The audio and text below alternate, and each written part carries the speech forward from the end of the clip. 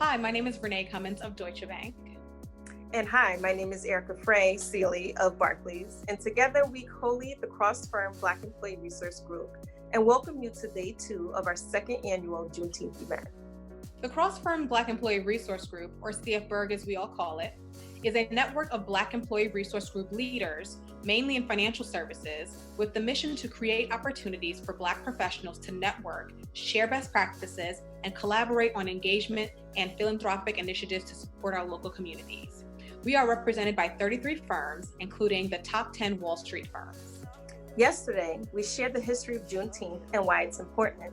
To recap, although freedom was granted in 1863, it was not until over 2 years later when Southern slaves learned about their freedom on June 19, 1865. Fast forward to today, we unfortunately continue to see the impact of slavery in many facets of everyday life for Black people. Juneteenth is a time to celebrate how far we've come, but also to discuss issues related to institutional racism and diversity as we grapple with topics such as police brutality, healthcare disparity, such as COVID-19, the wealth gap, and mental health, and how we can continue to change these dynamics. As such, it is so important for us at Cfberg to provide programming which highlights this content, which is so critical to moving us towards progress. Last night, our co-founder Shashala and Keith helped us kick off the dynamic discussions covering racial bias in AI and user research, financial freedom, setting goals, and evaluating progress. Tonight, we will turn our focus to social inequities in communities of color and the factors that contribute to them, with topics that include the wealth gap, mental health in communities of color, and access to community resources. We want to thank the 20 sponsoring firms, which are shown at the bottom of the screen below. And a big thank you to our Cfberg Events Committee for bringing this all together.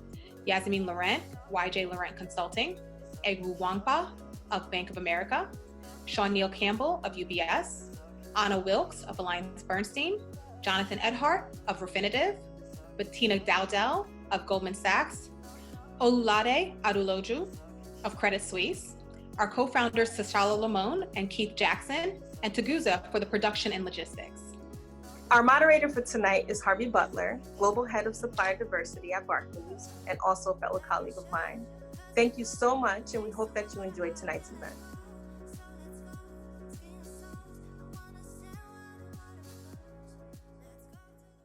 Good evening, everyone, and welcome to the Juneteenth celebration. I'm Harvey Butler, and I'm the Global Head of Supplier Diversity for Barclays. I'm delighted to be here to moderate this panel with 3 distinguished guests. I watched the panel last evening, and it was very powerful.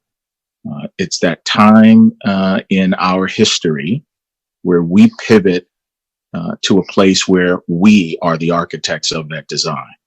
And I'm really proud of these 20 organizations that have come together in this bastion of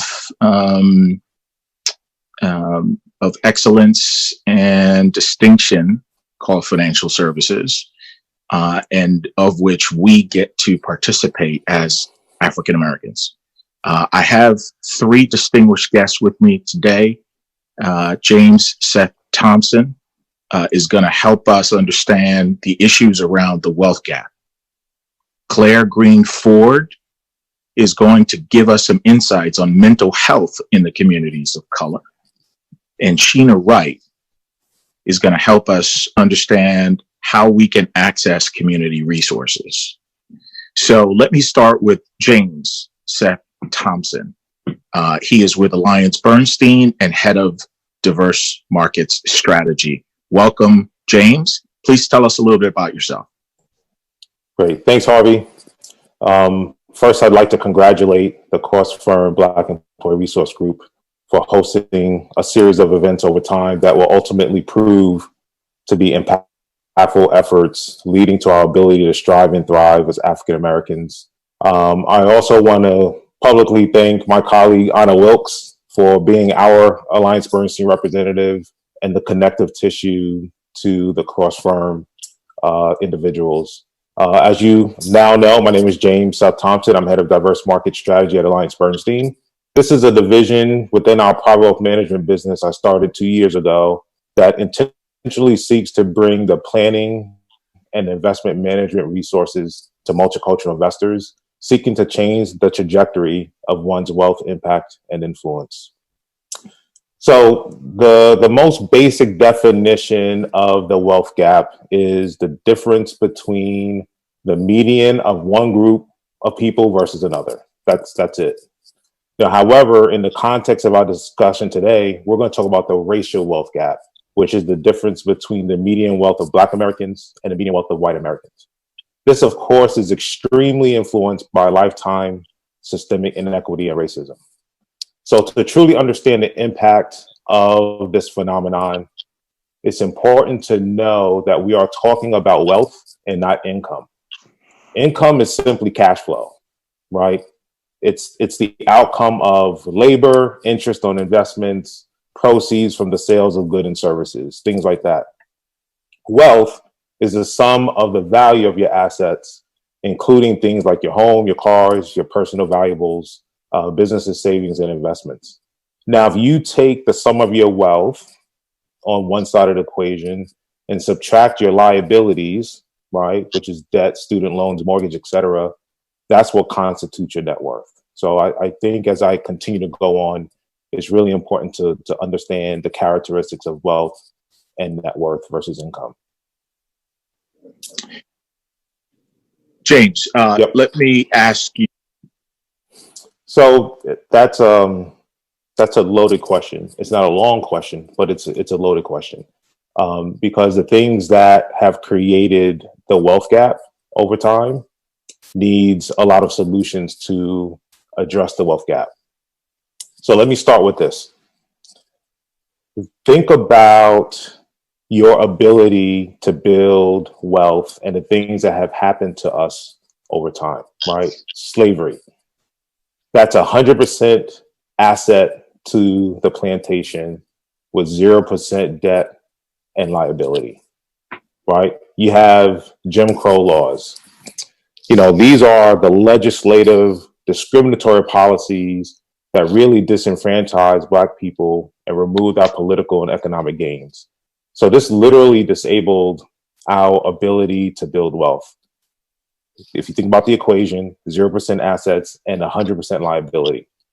And by the way, if we did rise above the fray back then of segregation and oppression, we were physically attacked and killed.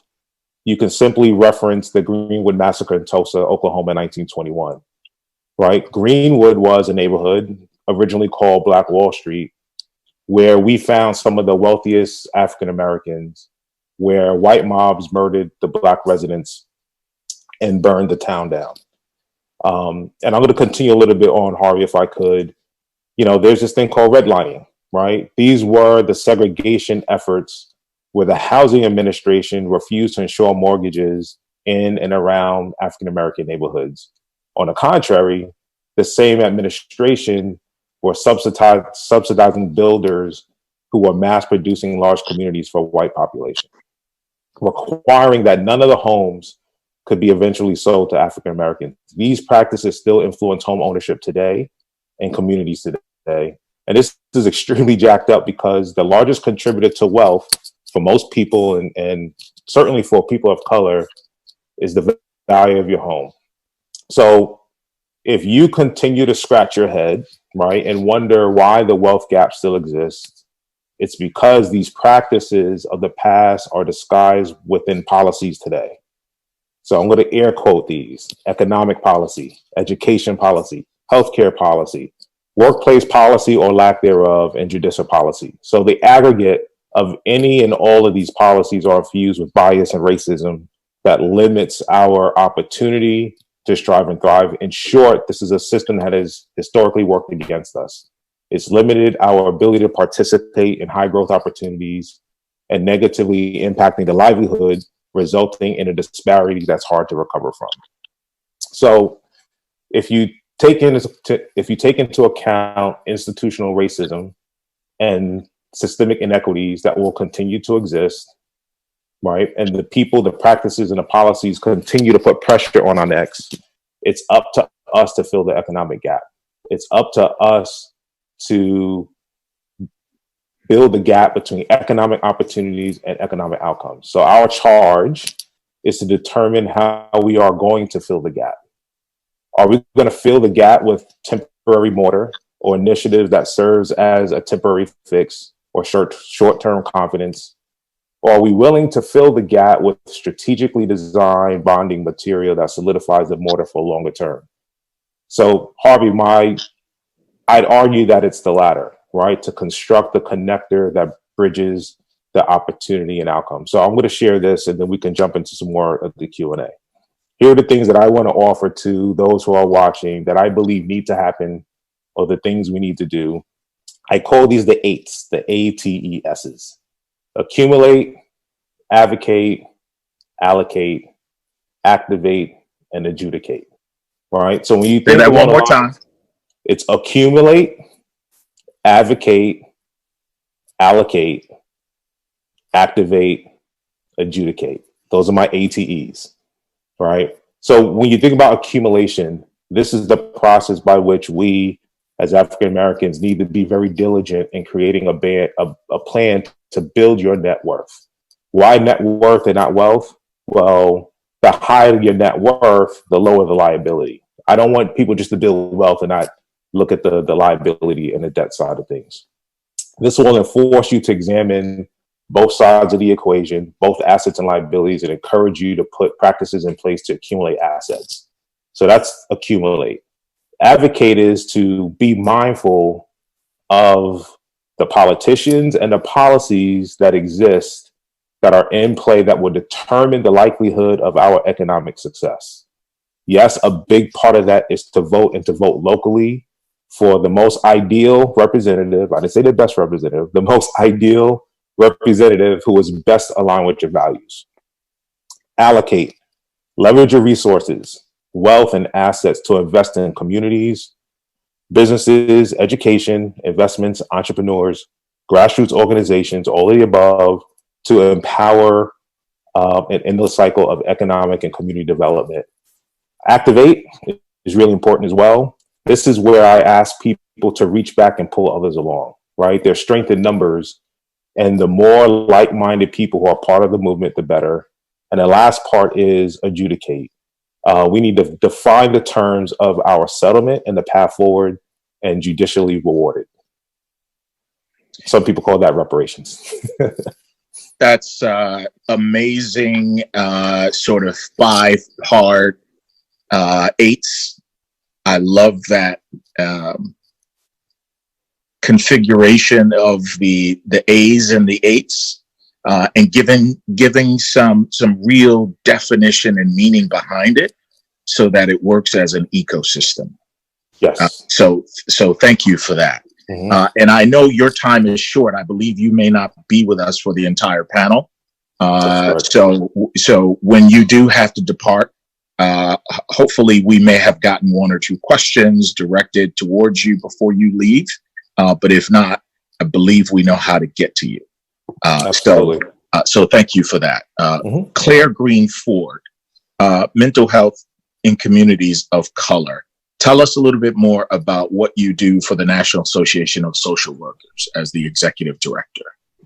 Absolutely. And thank you so much. This is such an honor and privilege to be here with you guys. So hello. And I am Dr. Claire, or Dr. C. I usually go by either one of those. And I'm the executive director for the National Association of Social Workers New York City chapter. So I am a trained social worker. I'm a licensed clinical social worker in New York State. I have been a mental health practitioner for around up to 15 years. And I have been an advocate my entire life. And so for me, the uniqueness of social work is that there's a blend of mental health, social justice, and advocacy. And that's who God made me from the time I came out of my mom's womb. And so I am embracing that fully. In my role, I do so much work around advocacy and social justice. And of course, with everything that's been going on, we have been hitting the ground running, honestly, like many people, to address a lot of the challenges. I am very proud to say that I was part of the people jumping on to say we need to repeal 50A, and I'm so happy that passed, in terms of making sure there's transparency in what's happening in our police departments and across the board. and anything related to making sure that the human condition, regardless of where that condition is improved, is my life's mission. If it is your problem, it is my problem, because I firmly believe that we are all on this planet to help each other and to help guide each other. So that's my role. Excellent, Dr. Green-Forde. So let me understand from you, what can we do as individuals to destigmatize getting help for your mental health amongst our personal and professional networks? Absolutely. I think this is a great question, and certainly a question I'm going to drill down even further to specifically talk about the Black community, because when we're talking about mental health, access to resources, access to providers that look like you, that speak your languages, that understand the cultural needs that you have is a big issue that we see in our communities. And I think one of the things that we have to understand and accept is that it is okay to not be okay. We have so long taken on this concept that we must somehow be resilient, that we must somehow continue to fight through all of the adversities to the detriment of our own well-being. And we need to at first acknowledge that what is happening, what has been happening, is not okay. Access to mental health within our communities it's such a complex thing, and James had mentioned it's multi-layered when he was speaking, and that's the word that's coming to my mind right now. We don't access mental health for a lot of reasons. I'm going to be very clear. Mental health in this country particularly was never made and thought of to include us. And so when you have systems that don't include you, Tuskegee experiments were real, and still for many people are things that they are happening. We have to acknowledge that the systems of help in this country have often been systems of harm for Black bodies. And so the first thing we have to acknowledge that it sucks, honestly. We have to acknowledge that. The second part is that we have to move past that and then say, okay, I'm not okay, but I need help. And it's okay to say I need help. And we have so long have this desire or this belief that we have to keep being strong, and we don't. Strength is saying that I need help. Strength is saying I'm not okay. Strength is saying today I don't have it. And strength is saying I need help from you, and this is specifically what I need. So I would say that is one of the things that we need to do. First, we need to own it. And then we need to acknowledge it. And then we need to use our resources, our friends network, our spiritual networks, particularly for communities of color, spiritual networks, kinship networks. These are very strong social support systems. Somebody may know somebody that knows something. Yes, you can call your insurance panel. You can ask for EAP support in your jobs. But it's really important that you also speak to your friends, your colleagues, and ask your clergy leaders, wherever your support systems are, hair salon, barbershops. I always tell people for communities of color, particularly Black, that's the therapy office. And so making sure that you are able to access and get that support and acknowledge and say, hey, I wasn't okay and I have a therapist. We have to destigmatize it, starting with ourselves. I would encourage everyone to look up the term toxic strength. There's an amazing TED Talk on toxic strength. I need you all to look that up, because I think it helps frame for us, particularly for the Black community, this concept that we must be strong in the face of adversity, and we too carry that, and we put that burden on other people. I want for you to all accept your humanity and be graceful with yourselves enough to say, I'm not okay. And I think that's where it starts, because what has been happening in this country since 1619 and what is still happening is not okay.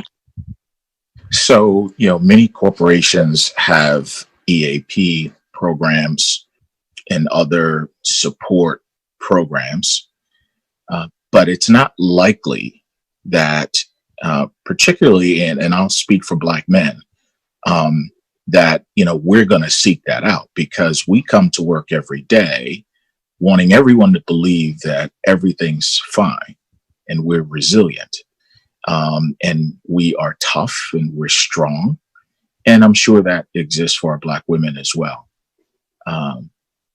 Folks aren't going to want to call EAP because they think that the employer is going to somehow find out the details of what they've, sort of extended themselves to get help for, right? So what would you recommend? What are some strategies that you can deploy personally, whether you choose to go through EAP or not? Where can you obtain resources privately, should you choose to? Absolutely. So Google is our friend. You know, besides Google, not that they're not paying me. I just think they're a really great resource. But Google is a really great resource for you to just say therapy for, you know, young boys, therapy for women, therapy for whatever it is that you're looking for. And I would say start there. I would also say though that you are paying into this system for your health insurance, for EAP. Use that.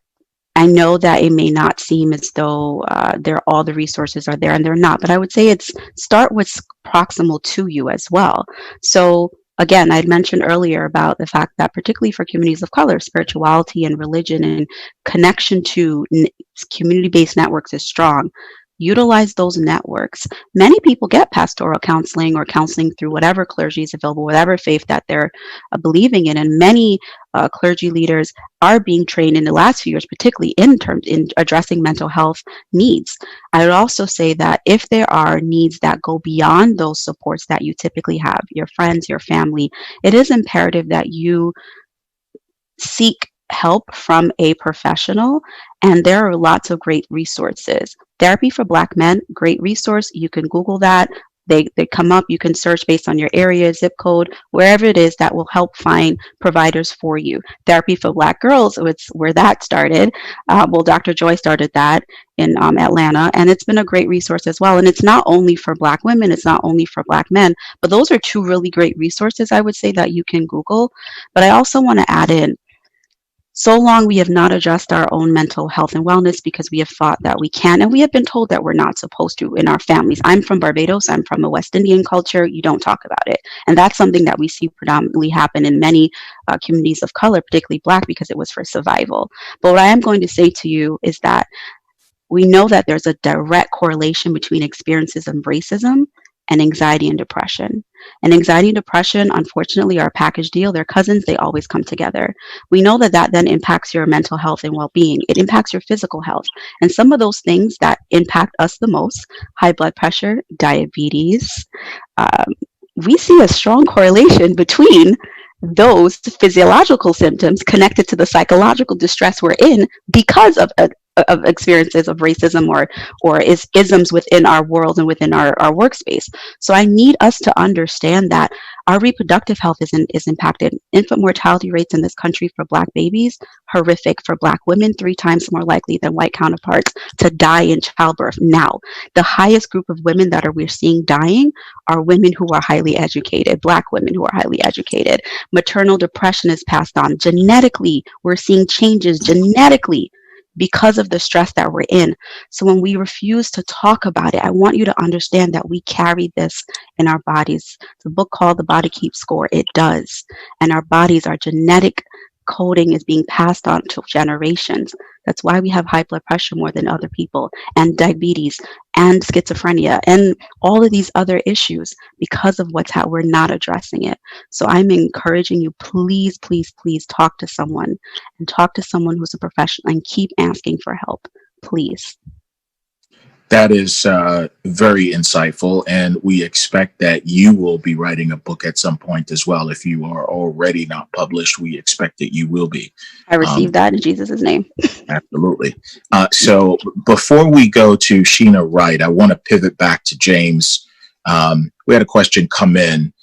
We come from firms that typically throw money at the problems and then stop there. How do you recommend we fuel our business leaders to get more focused on the policy side?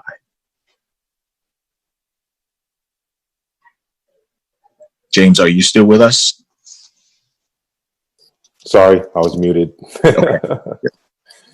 I think the magic in getting firms to get involved on the policy side is to actually get involved in the firms. I think a lot of firms need some hand-holding.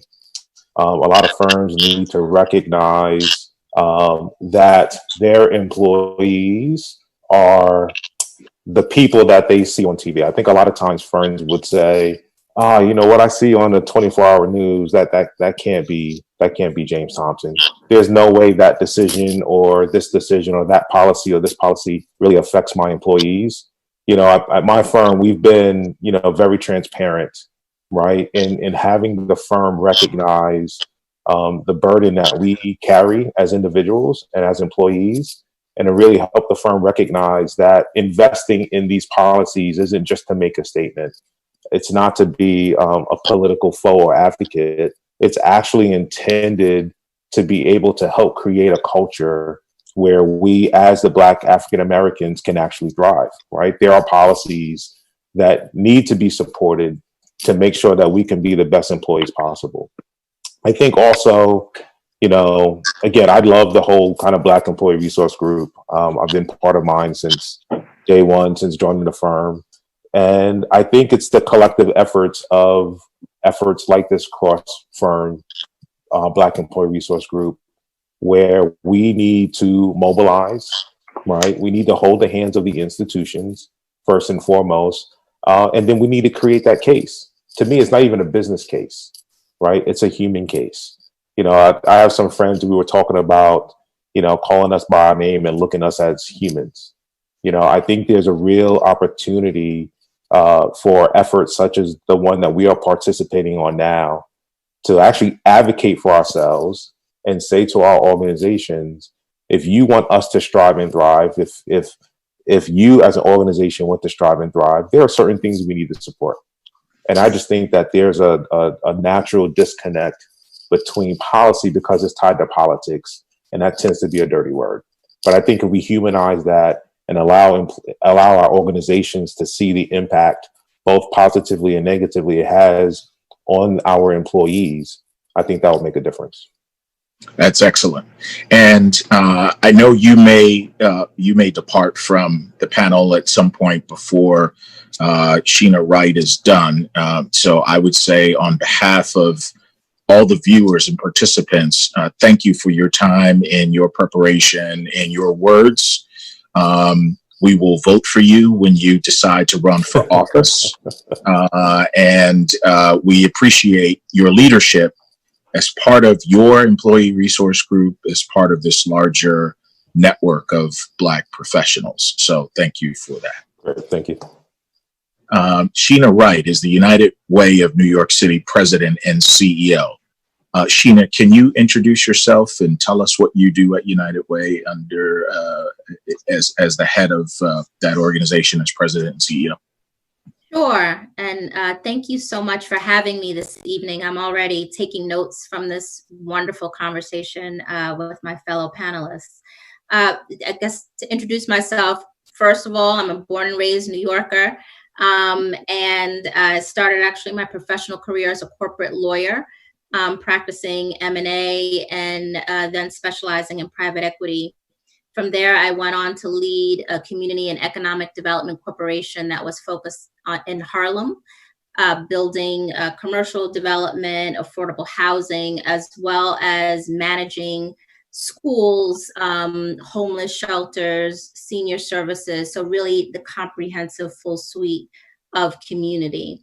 The United Way of New York City, which I have the privilege of leading as its first woman in the history of the organization about 7 years ago, is focused and squarely focused on helping low-income New Yorkers, which are overwhelmingly Black and brown, achieve self-sufficiency. And self-sufficiency is a defined term. It is about exactly how much money do you need to earn in order to pay for housing, food, childcare, healthcare, transportation, taxes, and you know, basically that's it. There are no extras. You're not going out to dinner. You're not. But how much money do you need to earn just to be at a self-sufficient level? And unfortunately, before COVID-19, 40% of households in New York City were not at that self-sufficient level. And now that number is probably, you know, way north of 60%, if not 70%. So it's a significant number of New Yorkers. And as I said, that population predominantly Black and brown. Our focus is economic mobility. How do we help people get from where they are to at least that bar and beyond? And there's several things at work. You know, there's the income side, and then there's the expense side of that self-sufficiency calculation. And on the income side, one of the things, I mean, I think everybody who's tuned in on this call can appreciate is that educational attainment drives income. The higher educational attainment you can achieve, the more likely you are to have a greater income. So we do a lot of work in education. The other part of the income side of the equation is making sure that you can advance on a career path that is taking you from where you are to a self-sufficient wage and beyond, hopefully kind of leading to generating wealth, enough income so that you can accumulate and generate wealth over time. So we also do a work with workforce development and other programs. And then we also try to help manage the expense side. So how do we have access to emergency food? That's a big expense for people. How do we help people access other benefits and income supports? If you're working in a job, but you don't have enough to make ends meet, a Section 8 voucher or other income supports benefits will help you fill those gaps. I mean, there are a lot of working poor people in this city, and that's our job. And the way we do it and how we do it is, I think, what makes us a little bit unique. We sit at the intersection of the corporate sector. We have 103 corporate partners. We were actually born out of the corporate sector. It was before there was corporate social responsibility. The companies actually came together to create community chests like United Way. So we have all the corporate partners. We work with 600 community-based organizations all over the city, providing an array of supports and interventions and opportunities. And then we also are very big partners of government.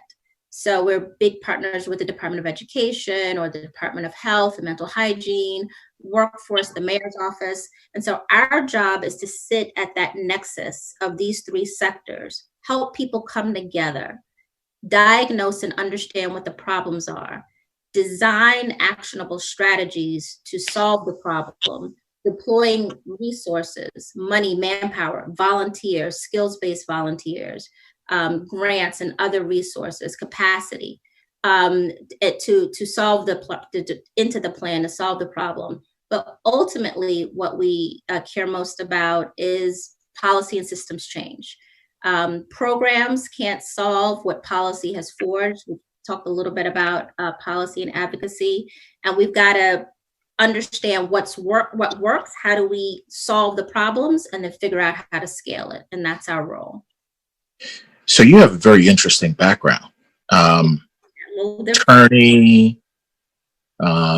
M&A, private equity, Harlem. Was it UMass that you were involved with? No, the Abyssinian Development Corporation. Okay, so Reverend Calvin Butts, my frat brother, and I was up at Abyssinian year and a half ago to speak.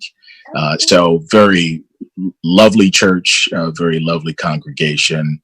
I'm glad I didn't have to wait outside to get in line to come into the church. Fortunately, I was able to get in through the velvet rope.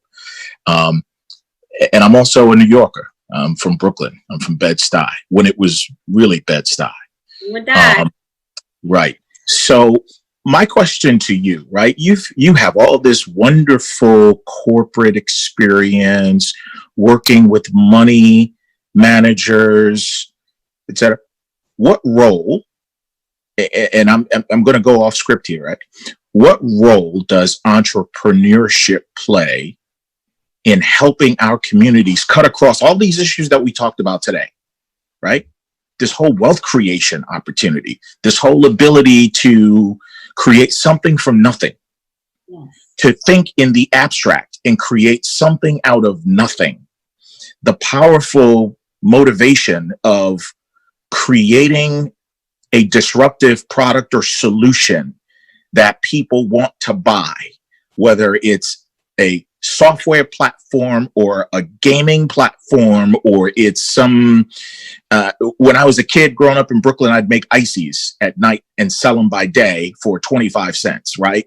Being able to be innovative and entrepreneurship does a lot for the psyche, It does a lot for the community. As you generate the profits, you can reinvest it back into the community. You're creating jobs, et cetera, et cetera. You're in this position, right? How do you bring all that together, right? Because I know you've either done it or you're planning to do it, right? So give us a glimpse of how that all comes together. I think that's such an important point, particularly in this moment, right? As Black and brown people, really, as you said, owning our destiny and crafting our future through the lens of entrepreneurialism. And we often are focused on employment and not owning and building and developing, our own destinies. So I think, and just to the end of like, what are we doing about this? A couple of critical things. One, we are actually in the process of launching an effort and initiative around Black-owned businesses in New York City. Black people represent 22% of New Yorkers. We only own 2% of the businesses in the city. The onslaught of COVID-19 really, for us as a Black community, is a potentially an extinction level event. And so unless there is a very targeted focus specifically on, it's not just access to capital, it's access to capital for Black-owned businesses, it's access to technical assistance and capacity building and resources and networking and mentorship, and really creating this ecosystem, like we had in Tulsa and communities like that. It's critical. So we have launched an effort. I mean, there's a lot of efforts focused on small business or MWBE. Black-owned businesses get completely lost in that. And so, that's one thing. It's about focus. And so it's going to take us collectively as a community to patronize those businesses. And also in the midst of all this challenge, there's opportunity.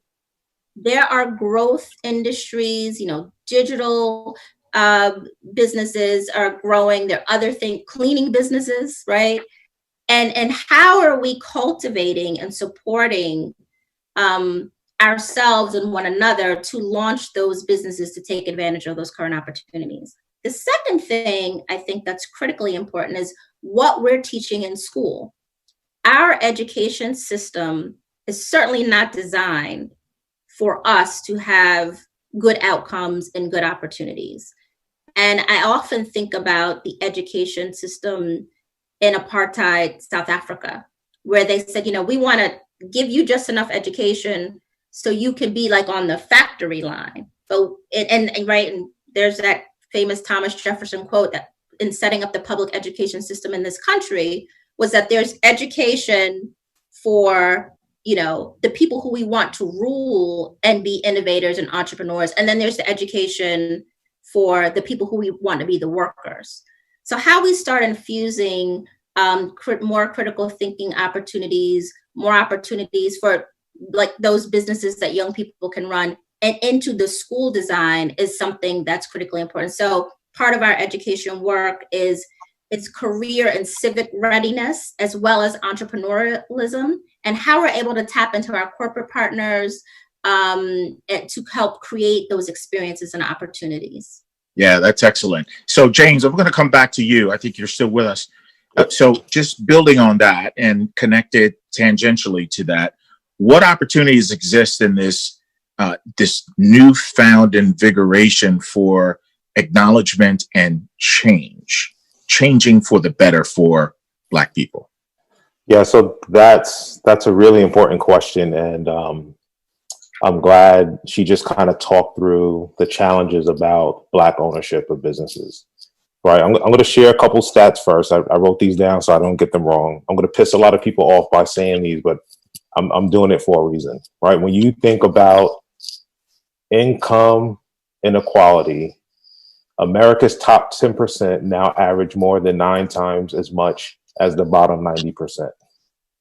The richest top 0.1% takes in 196 times as much as the bottom 90%. So that's the income side. right? The wealth side. Amazon founder Jeff Bezos, Microsoft founder Bill Gates, and investor Warren Buffett have as much wealth as the bottom half of all Americans, right? Like, that's absolutely staggering. 3 men, bottom 50, that's horrific, right? So here's what I'm seeing and feeling today based on kind of the opportunities and this newfound invigoration. There's just a lot of activism going on right now, right? I think, I always talk about this idea that activism takes shapes in many forms, right? You can picket, you can march, you can refuse to do certain things, you can refuse not to do certain things. So here's what I want people to think about: divesting, right? You can make an impact by not investing in certain things, not investing in certain companies and organizations, right? You can be very intentional in how you PhD. So I'm stealing a term from my friend Sean Rochester, who wrote the book, The Black Tax, The Cost of Being Black in America. Yes, that's a shameless plug. Everyone should get it. PhD stands for Purchase Hire and Deposit Black. So when we talk about how to create this ecosystem, it's literally an intentional mind shift that allows you to redetermine how you're going to invest your wealth. Who are you going to purchase with, right? Are you going to buy your car from the dealership in Bed-Stuy that's not owned by a guy that looks like you and I, Harvey? Or are you willing to drive 50 miles to get that same car, but just patronize a Black-owned dealership? Who you hire matters, right? The biggest, most general word in the world is diversity. Most of the world is non-white male. So that means most of the world is diverse, if you just take the basic definition of diversity, right? The intentionality comes into when you funnel down into the realm of diversity. We are talking about hiring African Americans, right? Now, you're familiar with the supply diversity space. The best way to do these two things that has the most impact is to allow organizations and allow companies to refine their procurement process. You and I, Harvey, we can take whatever money we have and we can make sure that we are spending it in a way that's benefiting, doctors, lawyers, vendors that look like us. But organizations through their procurement, companies through their procurement spend exponentially more, right, in hiring services and vendors. We need to make sure organizations are part of this economic evolution, right? To be very thoughtful and to be very intentional in not just how they spend the procurement dollars, it's how inclusive the program is. Are you ensuring that you have a pipeline of Black organizations and companies, right, that you are willing to spend that money with? The last part is deposit, right? And, there's so many things and quotes and stats out in the marketplace. African Americans, there's a good number of African Americans that are unbanked, meaning don't have a checking account, don't have a relationship with a financial institution. And unfortunately, when I think I grew up in Queens, so it's unfortunate you grew up in Bed-Stuy, but Queens is just a little bit better. If I think about the areas where I grew up or hung out, I saw more check cashing places than I saw banks, right?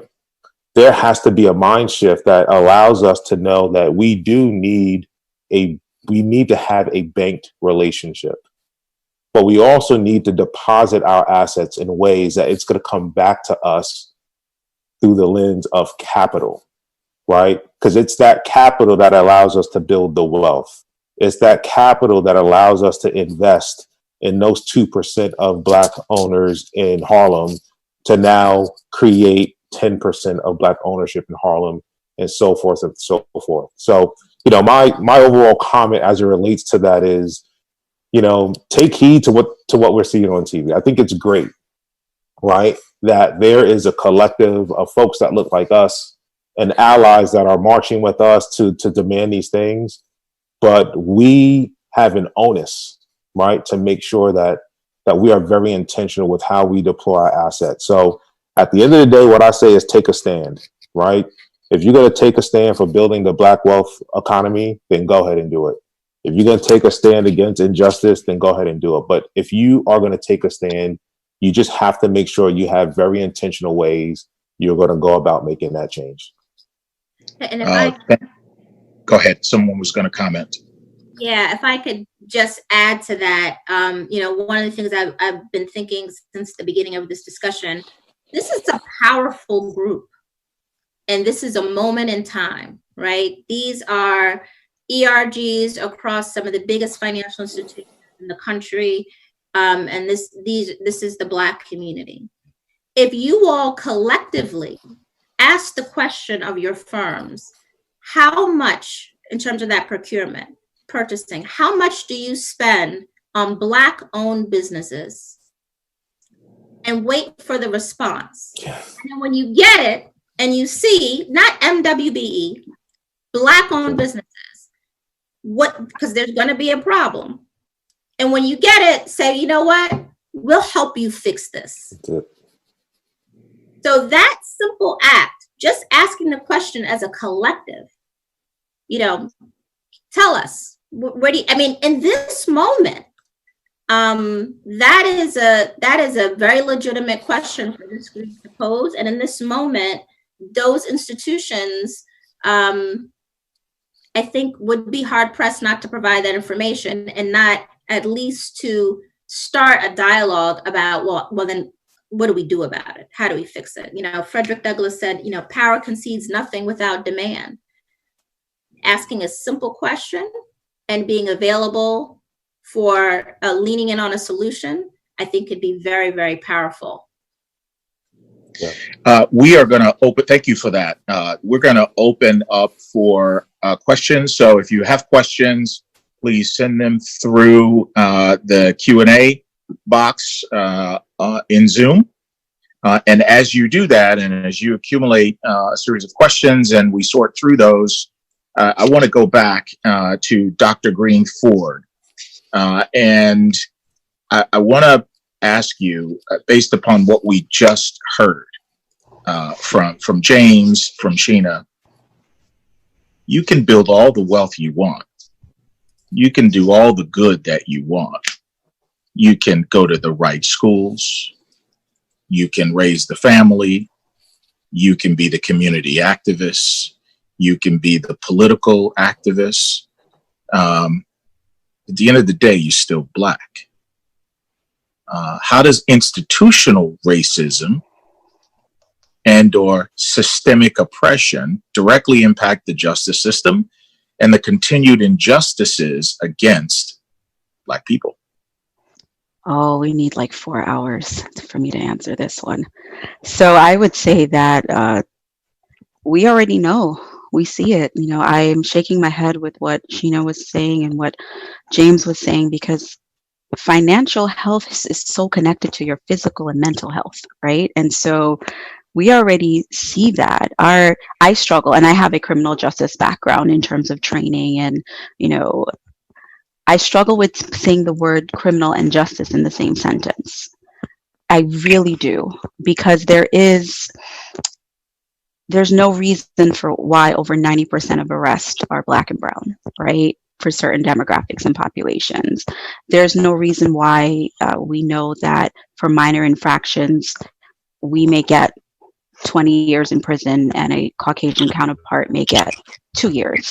There's no reason why outside of institutional racism. And what that does is just eats away at who you are as a human. Right. And so when we talk about how we show up in our spaces, so many of you are in the financial spaces, and I know that that's not an easy space, because that's not a space that was built on Black wealth, and it's not a space that was built with Black intellect. Right. And so you're still having to navigate systems, work within systems that were not designed or built for you, and honestly would function if you were there or not in some people's mindset, not because you're not valuable, but because you're not as valued. That just erodes who we are as people. How do you continue to operate in a space where you are not seen as human? That's a really tough question. And I think for myself, absolutely. I have 4 degrees. That means nothing. I am the first woman of color in my role for New York City leading this association. And that you can fill in all the gaps is what that means, right? All of those gaps is what it means. The isms I face, ageism, sexism, racism, all of those issues. And that's just one area. But if we're looking at how this institutional violence, because it is violence against people, impacts our overall well-being, we see it play out in our health. We see it play out in our job opportunities, our education. Many of us go to school because we know that we must obtain education. And even with that education, we are still struggling. I have a doctorate and have still been supervised by people with an associate's degree and no knowledge at all of this, at all, and no care or concern with it, and have been challenged that even when you speak up. And so when Sheena mentioned about coming together and collectively challenging, please do, because what we tend to do, not just Black people, but humans, we leave the 6 people to advocate for the 60,000. There is power in numbers. And so we know that as Black people, if the Black tax includes anything you ask is going to be seen as aggressive. You're being insubordinate. You're not being a team player. That means you might get passed up for the promotion. All of those things, which of course go back into the cycle of financial violence, goes back into the cycle of health, all of those things. Collectively, there's power. It's easy to ignore 1 or 2 people. It's really hard to ignore like 200. And so I think coming together and sharing that, and when the pressure comes, as it will, and we know it will, don't back down. You are stronger together. You're stronger as links. You're brilliant minds, like literally brilliant minds. I'm so privileged to be able to do this, but I want you to also recognize your power, because for so long we have internalized oppression and we perpetuate oppression against ourselves and against others. And that is the burden of systemic racism and white supremacy and all of those areas. But it doesn't mean that we have to continue. So there is power in numbers, and there is power that you have. You were innately born to do nothing that anybody else can do on this planet. There's only one you. There will only ever be one you in this entire universe, and you're a gift. When you see yourself as a gift to the world and to others, you know that you have so much power. And we've been told we don't, because of the knowledge that when we come together, what happens? That's why Black Wall Street was burned down. That's exactly why. And thank you for that, because that's a great pivot to the next question. This is the 99th anniversary of the Tulsa race massacre, in which a white mob burned to the ground 35 street blocks and murdered roughly 300 Black residents of what was an affluent Black neighborhood, affectionately known as Black Wall Street. We've been rebuilding virtually the Black Wall Street ever since that time. The entrepreneurial spirit never left us. Even during slavery, we had the entrepreneurial spirit. We created things during the slavery period that would go on to become popular devices used for ironing. So the ironing board, the cotton gin, a number of different things in which the owners of the slaves possessed the patents.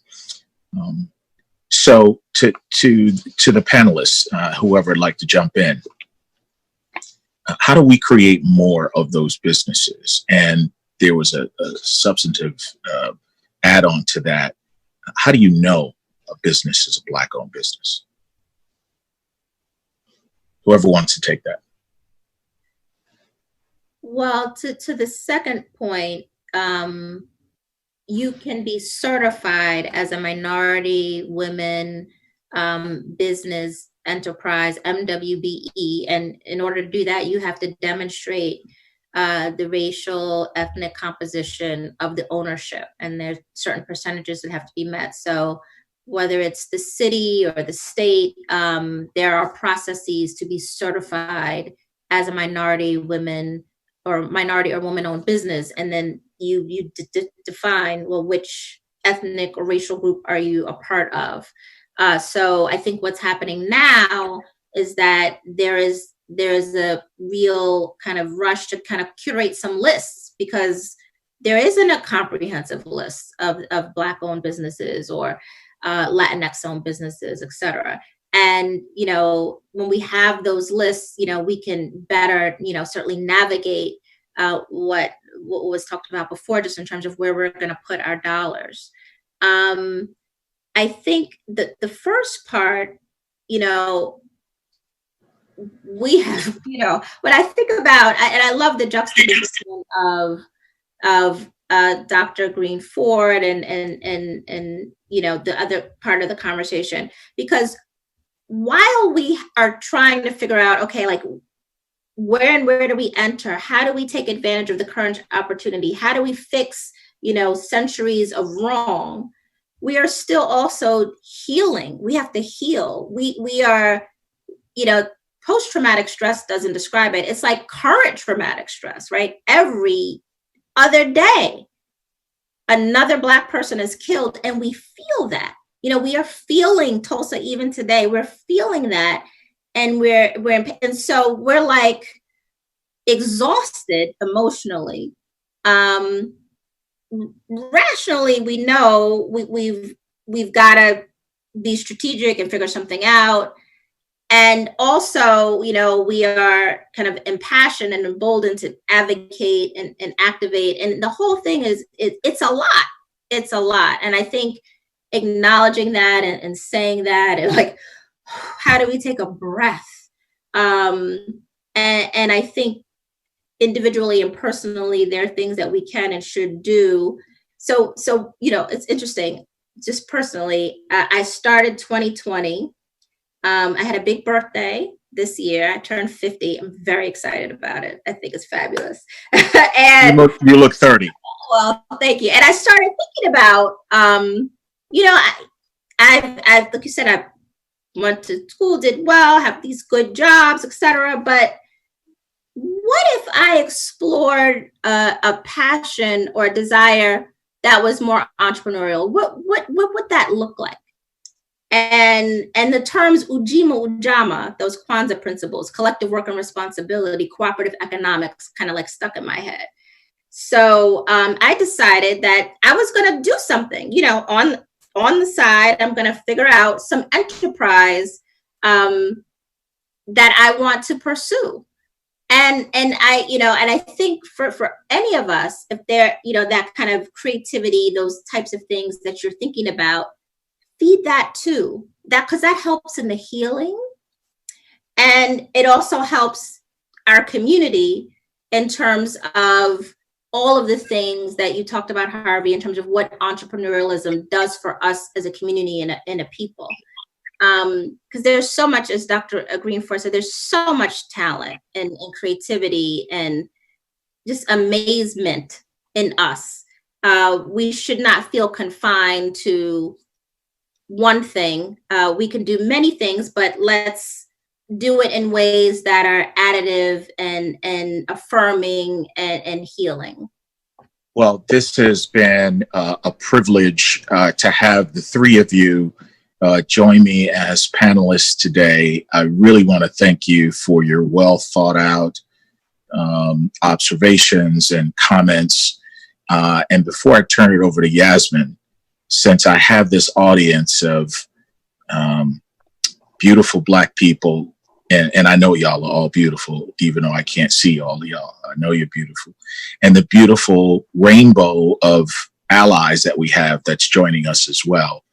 I'm going to leave you with this story. This is, to me, one of the things that's most important to me in doing what I do in supplier diversity. And I'm a board member of the National Minority Supplier Development Council. So I would encourage all of you who are interested in knowing more about minority business development in the corporate supply chains, go to N like Nancy, M like Mary, S like Sam, DC.org, nmsdc.org. And I'm happy to make sure you all get that information afterwards. It's a database of ethnic minority businesses, African American, Native American, Hispanic, Asian, that are prepared and are certified to do business with large corporations. And we do business with a number of businesses, including Black businesses. But here's what I want to leave you with. It was the mid 1800s. Husband and wife slave couple were in Kentucky with their unborn child, did not want that child to be born into slavery. And so they escaped through the Underground Railroad to go to Canada. There they gave birth to a young lad that they would name Elijah Mccoy.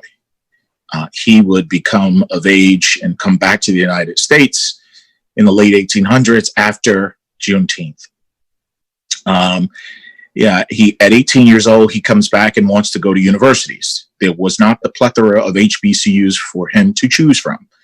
He was attempting to go to one of the white universities in the United States, and of course, he was denied. So he makes his way to Edinburgh, Scotland, where he becomes an apprentice. They welcomed him there. He becomes this licensed mechanical engineer, and he comes back to the United States yet again with the intention of becoming a railroad engineer. It's the turn of the century, early 1900s. It's the Industrial Revolution. One of the hottest jobs smoking was that of a railroad engineer. So Elijah Mccoy applies for the job, and they tell him that he cannot apply for that job because it's too highly skilled of a job for a Black man, despite the fact that he was a mechanical engineer. And so they tell him that we'll allow you to be a fireman greaser. The role of the fireman greaser was to work inside of the hot locomotive engine room and to occasionally stop the locomotive to either grease the gears to prevent a fire from erupting from the friction that would build up in the gears. Or if you had not stopped the locomotive in time and a fire erupted, you'd have to stop the locomotive to put out the fire. So you were either a fireman or you were a greaser. And hopefully you were more of a greaser than you were a fireman if you were really good at what you did. So Elijah Mccoy, of course, took the job.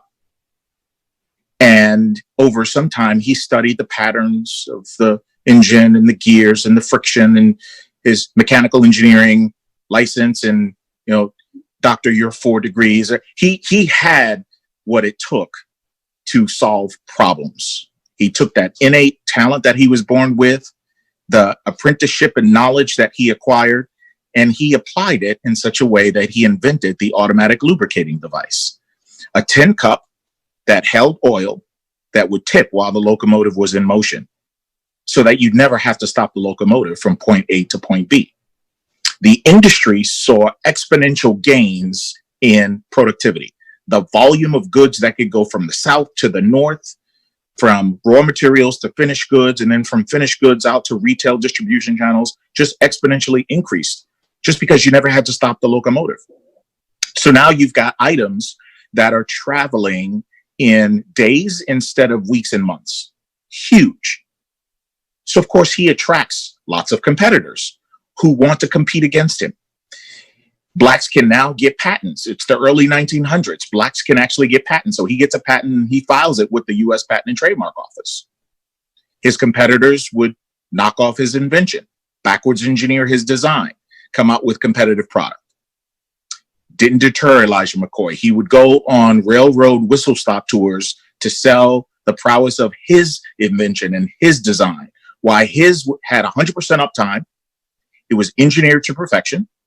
He understood about torque and friction and all the other physical and mechanical elements associated with his design. Even the choice of materials, it was superior to everything else.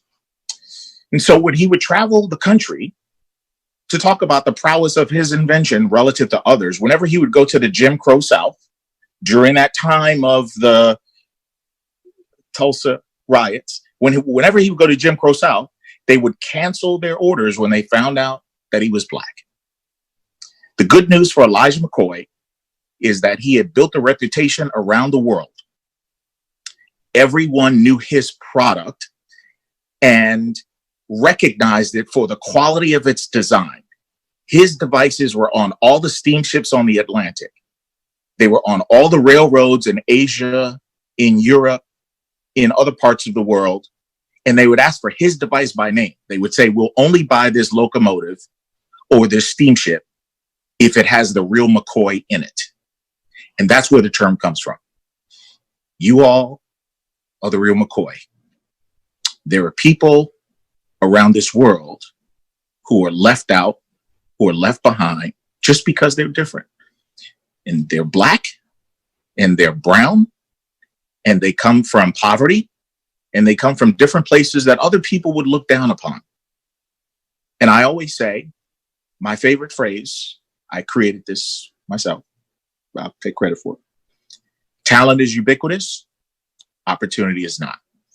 And it's up to us as Black people to make sure that opportunity is ubiquitous, not just for our people, because we never did things just for us. Even in 1964 Civil Rights Act, which now we are looking, down the road and seeing, hey, that actually benefited the LGBT community. But it was the brilliance of the design back then, Dr. King's leading of that civil rights movement. We do things that are universal, but we can't forget us. We got to make sure we get what is owed to us as well. So with that, I want to thank you all. Thank you, my panelists. Thank you all for joining us tonight. And Yasmin, I'm going to turn it over to you. Thank you, Harvey. Thank you all once again for being with us for day 2 of what has been a very powerful discussion, just in general in celebration of Juneteenth. I'd love to take the moment to thank all of our sponsoring firms, as well as all our panelists today, Dr. Claire, Sheena, and James, as well as our panelists yesterday, Benin, Inga, and Megan. As we move forward as a society and all, I would just like to close off with a few thoughts as well as a call to action. Throughout U.S. history, we've seen the constant seamless stripping away of rights, resources, and lives in the Black community through laws, systemic oppression, and institutionalized practices.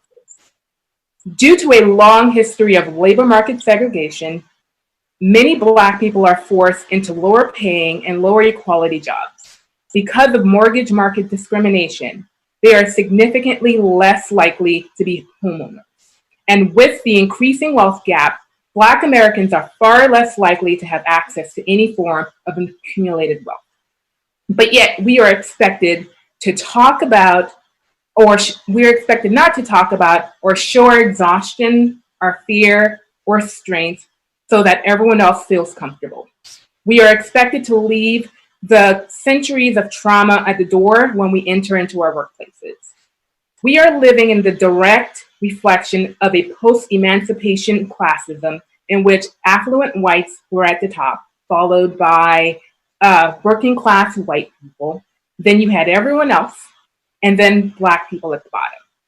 And until we are ready to call it out for what it is, get uncomfortable, and do some internal reflection on the roles we are playing in this current system, then we will continue this detrimental cycle. So as we close out these 2 days, I want to just in general have a call to action to everyone to think through what we've discussed and how we can move forward to shift from discussion to action. My first point would be, remember that allyship is a verb. It's not an action. It is the actions that you take. You don't self-designate. It's not about you. It's about supporting the other people, the other marginalized groups that need help. It is about uplifting them. It's about creating the space for them to guide the process forward. Continue utilizing ERGs to enable decisions on diverse populations within your organization. However, it's important that you actually listen to their recommendations, and it's important that they are not the ones forced into actually driving the work done. It should be an executive leadership initiative. However, you're utilizing BRGs to help drive the work forward. Continue to invest and recruit in HBCUs and non-traditional avenues to bring in diverse pipelines.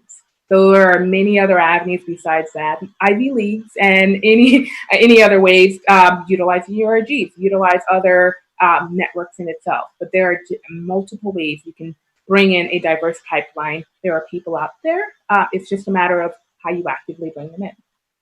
And finally, I would say sponsorship. Sponsor Black and brown people. Advocate for them when they're not in the room. and help them get a seat at the table so that they can bring others up behind them. So with that, I will close this wonderful 2 days. And if you have any questions, any comments, any concerns, and want to find out more about the Cfberg, you can message us at crossfirmsberg@gmail.com. And I once again thank you all for joining us in this 2-day wonderful journey. Thank you all. Have a good evening. Thank